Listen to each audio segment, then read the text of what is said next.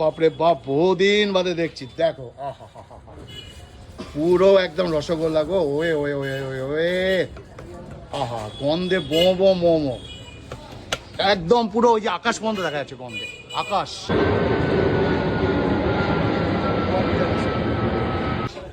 ঠিক আছে, চলো দেখো বিরিয়ানির সম্রাট নক্ষত্র, না না না সরি, উজ্জ্বল। তো উজ্জ্বলদার কাছে এসেছি। তো ঘটনা হচ্ছে, আমি তো ভাই ছেলে নয়, আমি বৌমাও নয়, তা আমি কে বলো? এটা আমাদের একটা ভালো দাদা। আর দাদা তাহলে আমি দাদা হলাম, তাই তো? আচ্ছা, দাদাই তো, তাই সত্যি তাই? আচ্ছা, এবার বলো কি বলবে। দাদা যে ভিডিওগুলি করে খুবই ভালো ভিডিও করে, কিন্তু উনি সত্যি বাইরে বেরোয় না, আমাদের বাইরে বেরোয় না।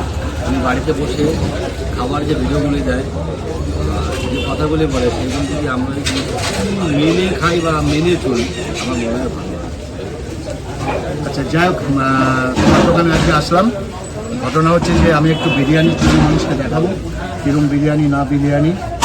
তবে হ্যাঁ, আমি খাবো না, না আমি খাবো না উজ্জ্বল, এই কারণে বলছি। না, আপনি উজ্জ্বলের নাম বললে ভালো। দেখ উজ্জ্বল দা যেহেতু দাদার ভাই সম্পর্ক থাকবে, তাই না? ভাই বললে ভালো হয়। যারা আমাদের ছোট তারা দাদা বলুক, ঠিক আছে। আমি বলি যারা আমাদের বড় সিনিয়র, তারা যেন আমাদের দাদা না, তো নাম ধরে ডাকুক, ভাই বলে ডাকুক, সেটাই শুনতে ভালো লাগে, দেখতে ভালো লাগে। তো তোমরা আমাকে বারবার বলেছো ঘরে একঘেয়ে আমি ভিডিও, দাদা বাইরে বেরোন, দাদা বাইরে বেরোন। তো বাইরে বেরিয়েছি, একটা ভিডিও দিয়েছি ডিবাপি বিরিয়ানি আর তার ছেলে, দেখেছো তো তোমরা 400K মানে 4 লাখ ভিউ হয়ে গেছে অলরেডি, আজকে সকালে ছেড়েছি। তো যাই হোক, আমি কোনো কন্ট্রোভার্সি করি না, সেই কথাগুলো তোমরা দেখবে। ডিবাপি বিরিয়ানি, ডিবাপি বাপিদার সঙ্গে আমার 20 বছরের সম্পর্ক, এবং বাপিদার কথাটা বাপিদাই বলেছে আমার ভিডিওর মাধ্যমে। তো আমার এখানে কোনো কথা নিজস্ব ছিল না, তাদের ব্যক্তিগত বিষয়, ব্যক্তিগত ব্যাপারে সামলা। আমি এখানে এসেছি আমার ভাইয়ের কাছে, তো আজকে ভাইয়ের বিরিয়ানির ব্যাপারে কিছু দেখাবো, কিছু বলবো। অফকোর্স আমি মনে করি যার নাম উঠেছে তার কোয়ালিটি ভাই থাকতেই হবে, যে যা বলুক ভাই। যার নাম হয় তার কোয়ালিটি থাকে, তার গুণ না থাকলে ওই নাম হয়, কিছু না থাকলে তো কিছু হয়, কিছু হয়। আসলে কি বলতো, আসলে হচ্ছে কি বলতো, ঘরের শত্রু বিভীষণ।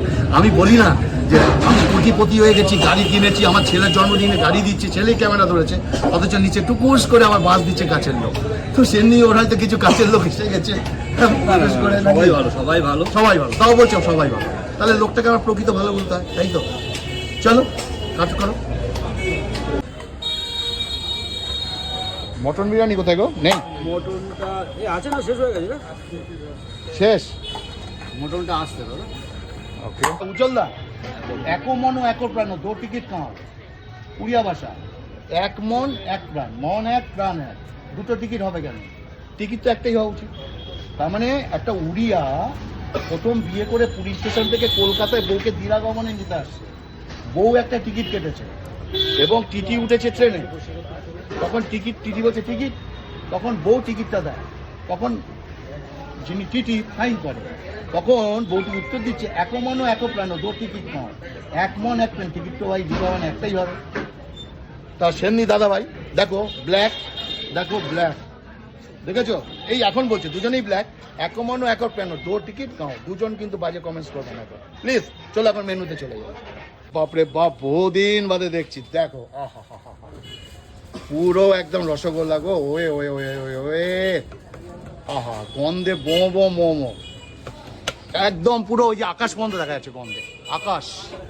ঠিক আছে, চলো দেখো। আহা হা,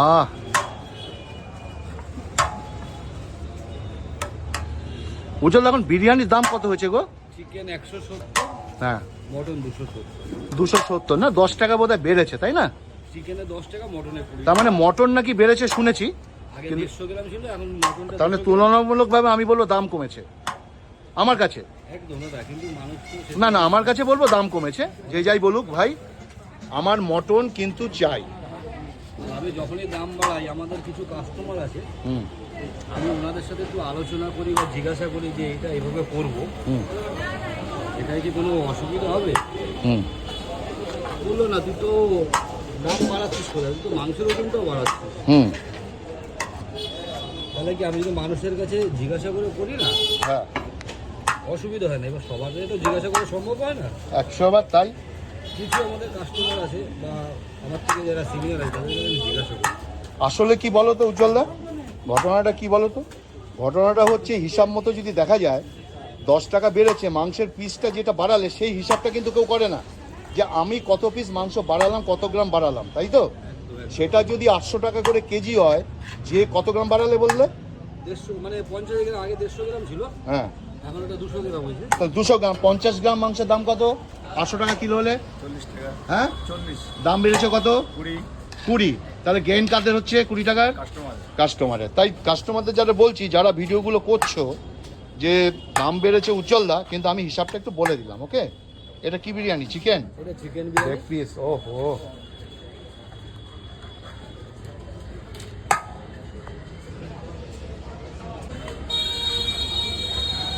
মটন বিরিয়ানি কোথায় গো? নেই, মটনটা আছে না, শেষ হয়ে গেছে না? শেষ। মটনটা আসছে দাদা। ওকে, এই হচ্ছে উজ্জ্বলদার বিরিয়ানির দোকান। দেখো এখনো সবাই লাইন দিয়ে বসে খাচ্ছে। কোন দিকে আছে?